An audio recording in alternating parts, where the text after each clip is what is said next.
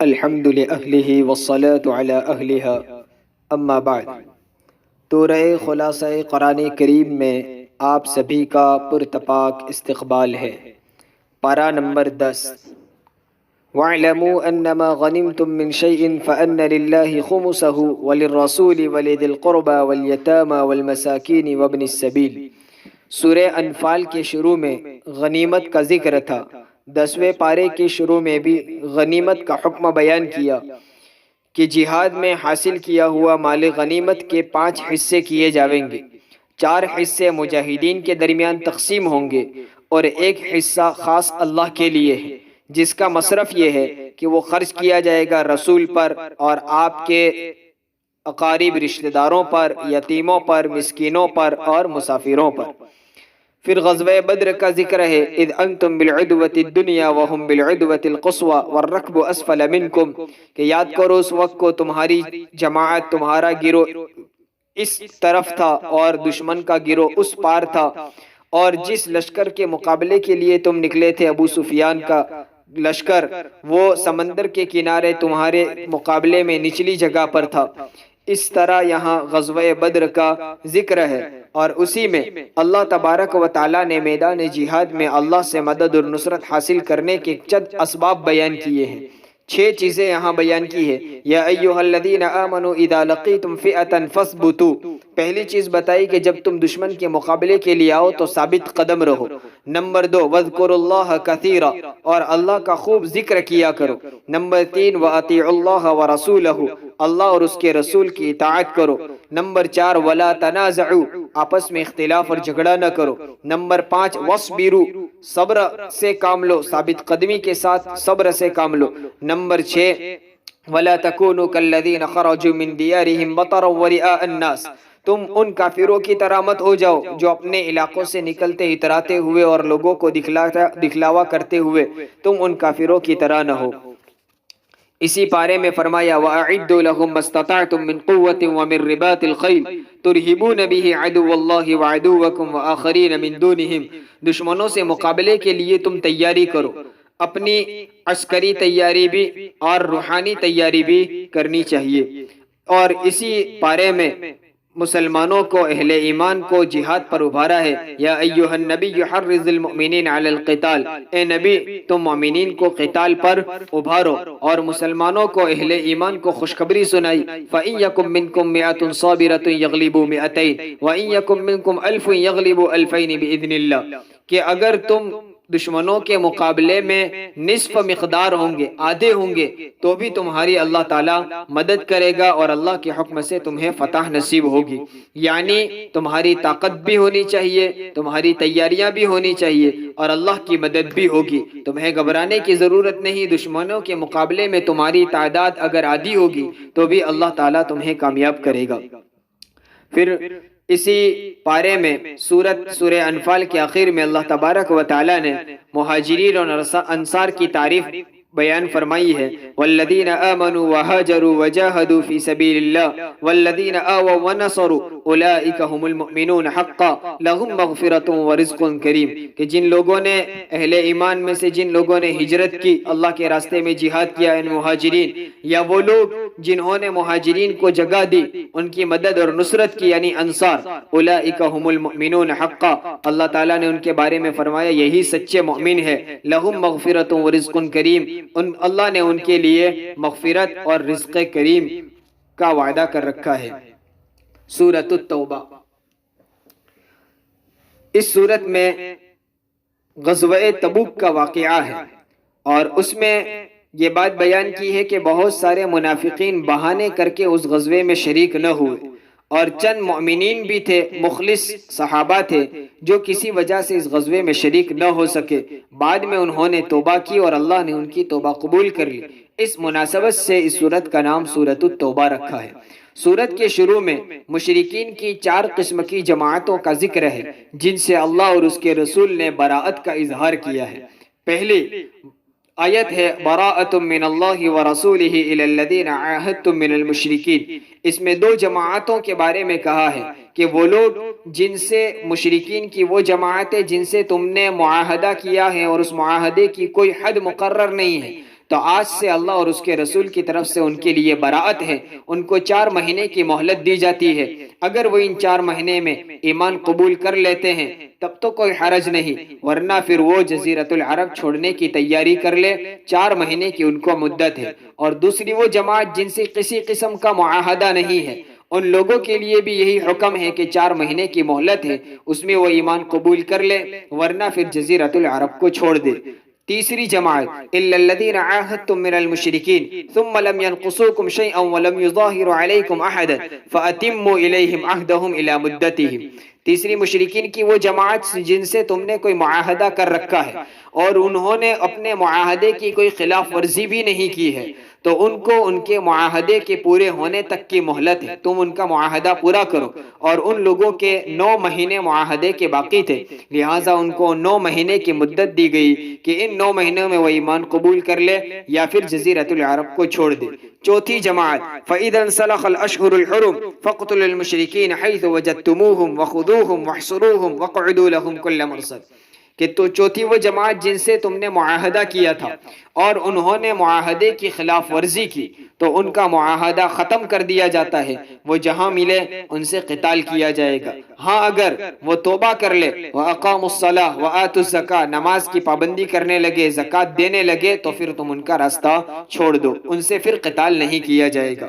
اور اسی سورت کے شروع میں کہا ہے وَإِنْ أَحَدٌ مِّنَ الْمُشْرِكِينَ اسْتَجَارَكَ فَأَجِرْهُ حَتَّى يَسْمَعَ كَلَامَ اللَّهِ ثُمَّ أَبْلِغْهُ مَأْمَنَهُ ذَلِكَ بِأَنَّهُمْ قَوْمٌ لَا يَعْلَمُونَ۔ کہ اگر مشرکین میں سے کوئی اللہ کے کلام سننے کے لیے مہلت طلب کرے کہ ہم اللہ کا کلام سننا چاہتا ہے، وہ مہلت مانگے تو ان کو مہلت دے دو، ہو سکتا ہے اللہ کا کلام سننے کے بعد ان کے دل متاثر ہو اور ایمان قبول کر لے، اس لیے کہ یہ وہ لوگ ہیں جو علم نہیں رکھتے ہیں، اس وجہ سے ان کو مہلت بھی دی جائے گی۔ اسی پارے میں فرمایا ما كان للمشركين ان يعمروا مساجد الله شاهدين على انفسهم بالكفر۔ مکہ کے مشرکین فخر کیا کرتے تھے اور اپنے آپ کو مسلمانوں کے مقابلے میں بڑا سمجھتے تھے کہ ہم تو اللہ کے گھر بیت اللہ کی ہم خدمت کرتے ہیں، وہاں آنے والے حجاج کی خدمت کرتے ہیں، لہٰذا ہم ان کے مقابلے میں بڑے ہیں۔ اللہ تبارک و تعالیٰ نے کہا کہ مشرکین کا حق ہی نہیں کہ وہ اپنے کفر پر قائم رہتے ہوئے اللہ کے مسجد کی آبادی کی فکر اور اس کی خدمت کرے۔ انما یعمر مساجد اللہ من آمن باللہ والیوم الآخر واقام الصلاة وآت الزکاة ولم یخش الا اللہ۔ اللہ کی مسجدوں کی آبادی اور اس کی خدمت کے حقیقی حقدار تو وہ لوگ ہیں جو اللہ پر ایمان رکھتے ہیں، آخرت پر ایمان رکھتے ہیں، نماز کا اہتمام کرتے ہیں، زکوٰۃ دیتے ہیں اور صرف اللہ سے ڈرتے ہیں، اللہ کے علاوہ کسی اور کا خوف نہیں رکھتے ہیں۔ اجعلتم سقایۃ الحاج وعمارۃ المسجد الحرام کمن آمن باللہ والیوم الآخر وجاہد فی سبیل اللہ۔ کیا تمہاری مسجد کی خدمت کو، حاجیوں کو پانی پلانا اور مسجد کی آبادی کی فکر کرنا، تم اس کو ان ایمان والوں کی طرح سمجھتے ہو جو اور اللہ اور آخرت کے دین پر ایمان رکھتے ہیں، اللہ کے راستے میں جہاد کرتے؟ تمہارے اور ان کے درمیان میں برابری نہیں ہے، تمہاری یہ خدمتیں تو ایسی ہے جو ایمان کے بغیر ہونے کی وجہ سے ساری بیکار ہیں۔ اولئک حبطت اعمالهم وفی النار هم خالدون۔ تمہارا یہ ساری خدمتیں بیکار، تمہارے اعمال بیکار کر دیے گئے اور تمہارا ٹھکانہ جہنم ہے جہاں تمہیں ہمیشہ ہمیشہ رہنا ہوگا۔ پھر غزوہ حنین کا ذکر ہے۔ لقد نصرکم اللہ فی مواطن کثیرۃ ویوم حنین اذ اعجبتکم کثرتکم فلم تغن عنکم شیئا وضاقت علیکم الارض بما رحبت ثم ولیتم مدبرین۔ فتح مکہ کے بعد نبی کریم صلی اللہ علیہ وسلم کو اطلاع ہوئی کہ قبیلہ حوازن کے سردار مالک بن عوف نے مسلمانوں کے خلاف جنگ کی تیاری کی ہے۔ حضور اکرم صلی اللہ علیہ وسلم صحابہ کو لے کر، مہاجرین اور انصار کے 14,000 کی لشکر کو لے کر حضور صلی اللہ علیہ وسلم حنین تک پہنچے۔ اس موقع پر مسلمان بڑی تعداد میں تھے، اس لیے بعض صحابہ کے زبان پر یہ باتیں آنے لگی کہ آج تو کثرت تعداد کی وجہ سے ہمیں کوئی ہرا نہیں سکتا۔ اللہ تبارک و تعالیٰ کو ان کی یہ بات ناپسند ہوئی۔ وہ صحابہ کی جماعت ایک تنگ راستے سے گزر رہی تھی، اس وقت حوازین کے تیر اندازوں نے اطراف سے تیر اندازی شروع کر دی، جس کی وجہ سے مسلمانوں کا لشکر منتشر ہونے لگا۔ حضور اکرم صلی اللہ علیہ وسلم اور آپ کے ارد گرد چند صحابہ ثابت قدم رہے۔ پھر حضرت عباس رضی اللہ تعالیٰ عنہ کے اعلان سے تمام صحابہ اور مسلمانوں کی جماعت پھر سے مقابلے کے لیے میدان میں آئی اور اللہ تبارک و تعالیٰ نے انہیں فتح نصیب فرمائی۔ اسی پارے میں فرمایا قاتل الذین لا یؤمنون باللہ ولا بالیوم الآخر ولا یحرمون ما حرم اللہ ورسولہ ولا یدینون دین الحق من الذین اوتوا الکتاب حتی یعطوا الجزیۃ عن ید وہم صاغرون۔ یہاں اہل کتاب سے مقابلے اور قتال کا حکم دیا ہے کہ مشرکین کے متعلق پچھلی آیات میں بتا دیا کہ ان کو چند دنوں اور چند مہینوں تک کی مہلت ہے، اس کے بعد ان کا معاہدہ ختم اور ان کو جزیرۃ العرب سے نکال دیا جائے گا۔ اب اہل کتاب سے قتال کا حکم دیا کہ وہ اللہ اور آخرت کے دین پر کامل یقین نہیں رکھتے ہیں، آپ ان سے قتال کرو۔ الغرض ان سے قتال ہوا، اور حضور اکرم صلی اللہ علیہ وسلم کی وصیت ہی کے مطابق حضرت عمر رضی اللہ تعالیٰ عنہ کے زمانے میں اہل کتاب کو بھی جزیرۃ العرب سے خارج کر دیا گیا۔ اسی پارے میں فرمایا یا ایھا الذین آمنوا ان کثیرا من الاحبار والرہبان لیأکلون اموال الناس بالباطل ویصدون عن سبیل اللہ۔ یہود کے علماء کی عادت تھی کہ وہ دنیا کے مال کو وصول کرتے اور بٹورتے اور اس کے بدلے میں لوگوں کو ان کے پسند کے مطابق فتاوی دیتے یا توریت میں بیان کیے ہوئے احکام کو چھپاتے۔ اللہ تبارک و تعالیٰ نے ان کی تردید کی کہ یہ باطل طریقے سے مال کھاتے ہیں اور خود گمراہ ہوتے ہیں اور دوسروں کو بھی اللہ کے راستے سے روکتے ہیں، ان کے لیے دردناک عذاب ہے۔ اس کے بعد غزوہ تبوک کو بیان کیا ہے یا ایھا الذین آمنوا ما لکم اذا قیل لکم انفروا فی سبیل اللہ اثاقلتم الی الارض۔ جب تم کو اللہ کے راستے میں جنگ کا حکم دیا جاتا ہے اور اللہ کے راہ میں جہاد کے لیے نکلنے کا حکم دیا جاتا ہے تو تمہیں کیا ہو گیا کہ تم زمین سے لگ جاتے ہو؟ کیا تم نے دنیا کی زندگی کو پسند کر لیا؟ اللہ رب العزت نے فرمایا الا تنفروا يعذبكم عذابا علیما۔ اگر تم جنگ کے لیے نہیں نکلو گے تو تمہیں دردناک عذاب دیا جائے گا، اور اللہ کو تمہاری ضرورت نہیں، اللہ تمہاری جگہ دوسری قوم کو کھڑا کر دے گا جو اللہ اور اس کے رسول کے حکم کے مطابق چلیں گے اور رسول کی مدد کریں گے۔ اور اگر تم مدد نہیں کرتے ہو تو الا تنصروه فقد نصره الله اذ اخرجه الذين كفروا ثاني اثنين اذ هما في الغار اذ يقول لصاحبه لا تحزن ان الله معنا۔ اگر اس موقع پر تم اللہ کے رسول کی مدد نہیں کرتے ہو تو کیا ہو گیا؟ اللہ نے تو اپنے محبوب کی اس وقت بھی مدد کی تھی جب مکہ کے لوگوں نے ان کو شہر مکہ سے نکال دیا تھا، اور وہ صرف دو افراد تھے، محمد صلی اللہ علیہ وسلم اور حضرت ابو بکر رضی اللہ تعالیٰ عنہ۔ جب وہ غار میں چھپے ہوئے تھے، تلاش کرنے والے غار کے منہ تک پہنچ گئے، اس وقت حضور صلی اللہ علیہ وسلم نے اپنے ساتھی ابو بکر رضی اللہ عنہ کو تسلی دی تھی لا تحزن ان اللہ معنا، کہ تم غم نہ کرو، اللہ تعالی ہمارے ساتھ ہے۔ اس آیت میں اللہ تبارک و تعالیٰ نے کہا اذ یقول لصاحبہ، حضرت ابو بکر رضی اللہ تعالیٰ عنہ کے لیے صاحب کا لفظ استعمال کیا ہے۔ معلوم یہ ہوا حضرت ابو بکر رضی اللہ تعالیٰ عنہ کی صحابیت منصوص علیہ ہے، لہٰذا کوئی شخص ان کے صحابی ہونے سے انکار کرتا ہے تو وہ دائرہ اسلام سے خارج ہو جاتا ہے۔ اور کہا انما یستأذنک الذین لا یؤمنون باللہ والیوم الآخر وارتابت قلوبہم فہم فی ریبہم یترددون۔ یہ غزوہ تبوک میں شریک نہ ہونے کے لیے جو لوگ بہانے بناتے ہیں اور آپ سے اجازت طلب کرتے ہیں، یہ وہ لوگ ہیں جو اللہ اور آخرت کے دین پر ایمان نہیں رکھتے ہیں، ان کے دلوں میں تردد اور شک ہے۔ ورنہ کامل مؤمنین تو وہ ہے کہ جن کو اللہ کے راستے میں جہاد کے لیے نکلنے کا حکم دیا اور وہ اطاعت کرتے ہوئے نکل پڑے۔ پھر اللہ تبارک و تعالیٰ نے اس بارے میں زکوٰۃ کے مصارف کو بیان کیا ہے کہ زکوٰۃ کا مال کن لوگوں پر خرچ کیا جائے گا۔ 8 قسم کے مصارف بیان ہوئے ہیں۔ انما الصدقات للفقراء، فقیروں کو دیا جائے گا، والمساکین، مسکینوں کو دیا جائے گا، والعاملین، اور جو لوگ اسلامی حکومت میں حاکم کی طرف سے زکوٰۃ کا مال وصول کرنے کے لیے متعین ہیں، ان کی تنخواہیں بھی زکوٰۃ کے مال سے دی جائے گی، والمؤلفۃ قلوبہم، اور وہ غیر مسلم جن کو مال دینے کی بنیاد پر ان کے ایمان قبول کرنے کی امید ہو، یا وہ نو مسلم جو ابھی ایمان قبول کر چکے ہیں لیکن اسلام اور ایمان میں کچے ہیں، ان کو پختہ کرنے اور قریب کرنے کے لیے زکوٰۃ کا مال دیا جائے گا۔ یہاں یہ بات یاد رکھنی چاہیے کہ امت کے اتفاق اور اجماع سے یہ بات ثابت ہے کہ اب مؤلفت قلوب کو زکوٰۃ کا مال نہیں دیا جائے گا، یہ حکم منسوخ ہو چکا، لہٰذا اب غیر مسلموں کو زکوٰۃ کے مال میں سے مال نہیں دیا جائے گا۔